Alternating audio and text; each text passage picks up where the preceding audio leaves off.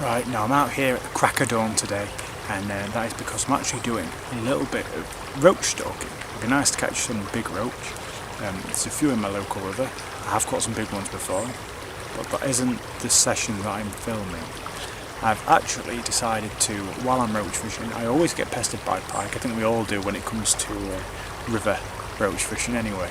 I've decided to do fish in a bottle. Part 2, I guess it's part 3. I tried doing it with some goldfish at one point, but the quality wasn't that great. It was kind of a bit of a rushed video. I thought I'd try and send it out in the hype of the fish in a bottle, the original version. And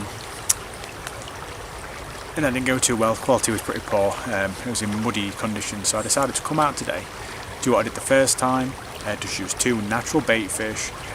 I've got a jar which I've actually propped the lid open so the pike can not only hear them a bit better but also smell them. So obviously fish have a scent, and I think also when fish get sort of riled up and when they're scared, I do actually think they emit something from their gills. I don't, so correct me if I'm wrong, I'm sure I've heard it somewhere, where they emit some kind of sensors from their gills when they're in distress, and pike can pick up on these kind of things. I might be talking complete nonsense, but either way I've got the jar open a little bit so the pike can sort of have a bit more sense on that fish, and we'll just see how they react. I'm sure one will show up. I've basically got my jar down maybe 5 yards to my right from where I'm fishing, and then I'm fishing for roach dead eye in front of me.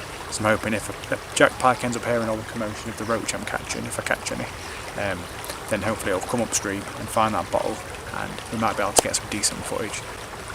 Now I've actually bought a freebie if a pike does come along. I brought a little dead roach out of the freezer from last season, and if we get a pike come along and attack that jar, I do tend to feel a little bit bad. What was that? Rat or something. I feel a bit bad that it's went for all the effort to try and get the bait but not end up getting anything, so I chucked that out at the end, and hopefully he can get himself a free meal at the end of it for his efforts.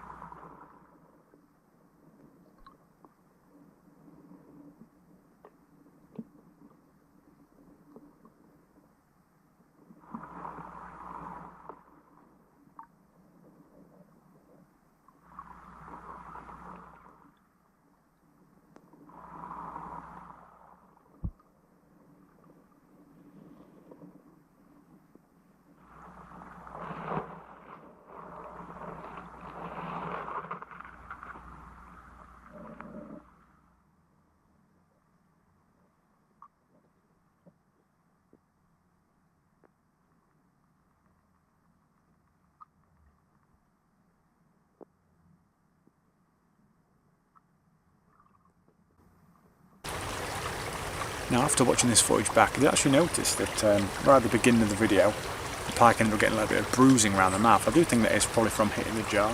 I mean, pike smash roach up against gravel bars, against walls, so I'm guessing this must happen quite often where they get a bit of bruising around the front of the mouth. But what I was surprised about is just how fast it seemed to disappear. I went in and repositioned the camera because I didn't know exactly how well my shot was. And it took the pike about 10 minutes to come back, and in that 10 minutes actually nearly all of the bruising had already disappeared from the pike's mouth. And in fact, after I finished recording, I carried on my session roach fishing, and by the end of it the jack was still sat there waiting for me to chuck in its freebie at the end, and in fact all the bruising had gone altogether. So I'd put that as a disclaimer before anyone gets hating on me for the little bit of wound to the pike's mouth. It's not actually a permanent wound, it's just a small bit of bruising, which as you can see soon disappears. I'm guessing they're made like that because obviously they're hitting into gravel bars and walls and things like that all the time, and I'm guessing they've just been getting used to it, and the bruising tends to clear up quite quickly.